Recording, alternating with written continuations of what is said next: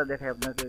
এখানে ওপেন করবেন এটা ব্ল্যাকবেরি লিঙ্ক, এটা সফটওয়্যার লিঙ্ক আমি দিয়ে দিব আপনাদেরকে, সহজেই আপনারা এটা ডাউনলোড করতে পারবেন। এটা যখন কানেক্ট করবেন পিসিতে সরাসরি কোনো ঝামেলা ছাড়াই পিসিতে কানেক্ট করতে হবে, কোনো বাটন ক্লিক করতে হবে না, কিছু করতে হবে না, জাস্ট খালি ফোনটা অফ করে আপনি পিসিতে কানেক্ট করেন। আবার বলছি, ফোনটা অফ করবেন আগে, তারপরে পিসিতে একটা কেবল আপনি ফোনে কানেক্ট করবেন, অফ অবস্থায় কানেক্ট করে এই যে উপরে যে অপশন দেখছেন এখানে ক্লিক করতে হবে। তো এখানে ক্লিক করার পরে দেখেন রিলোড ডিভাইস সফটওয়্যার, এখানে ক্লিক করতে হবে।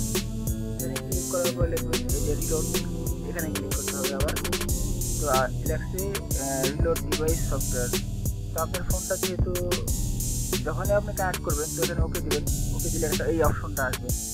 এই অপশনটা আসলেই আপনাকে এটা বলবে যে ইয়েস, আপনি ইয়েসে ক্লিক করবেন। তো ক্লিক করলে আপনার কাজটা হয়ে যাবে, প্রায় 1-2 ঘন্টা মতো সময় লাগবে। হ্যাঁ, তারপরে এখানে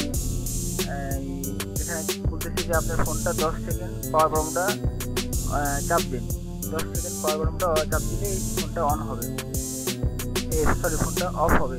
ফোনটা অফ হয়ে নিজে নিজে এটা কম্পিউটারে কানেক্ট করবে। কানেক্ট করলে আপনার সফটওয়্যারটা ডাউনলোড দিবে, 1 থেকে 2 ঘন্টা লাগবে। অনেক সময় 1 ঘন্টায় হয়ে যায়, কম বেশ সময় লাগতে পারে। খেয়াল রাখতে হবে এই ফোনটার আপনার অনেক সময় নিয়ে এটা ডাউনলোড হয়। তো এটাই। তারপরে দেখেন ফোনটা আমার অন হয়ে গেছে, দেখেন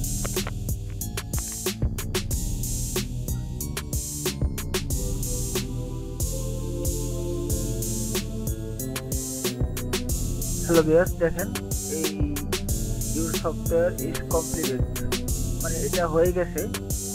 তো অনেক সময় নিয়ে হবে, প্রায় 1 ঘন্টার মতো হবে, এটা সময় কম বেশ লাগতে পারে।